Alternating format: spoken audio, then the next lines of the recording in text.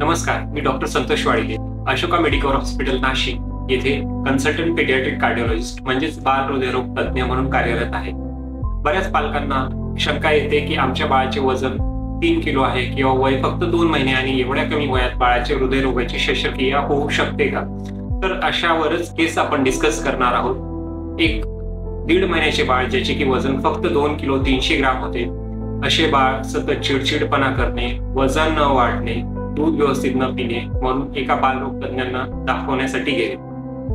प्राथमिकताच त्यांना हृदयरोगाची शंका आल्यामुळे डॉक्टरांनी ताबडतोब टूडिको-ची टेस्ट ही पालकांना सजेस्ट केली।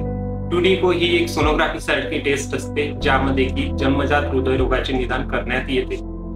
डॉक्टरांच्या शंकेनुसारच बाळाला जन्मजात हृदयरोगाचा आजार निघाला व त्याची शरीराची मुख्य रक्तवाहिनी ही 90% ब्लॉक झाल्यामुळेच हृदयाचे पंपिंग खूप कमी झाले। त्यामुळे डॉक्टरांनी ताबडतोब बाळाला अँजिओप्लास्टीसाठी रेफर केले। बाळाला त्याच दिवशी अँजिओप्लास्टीसाठी घेण्यात आले व एका बलूनच्या साहाय्याने हार्टचा ब्लॉकेज पूर्णपणे रिलीव्ह करण्यात आला।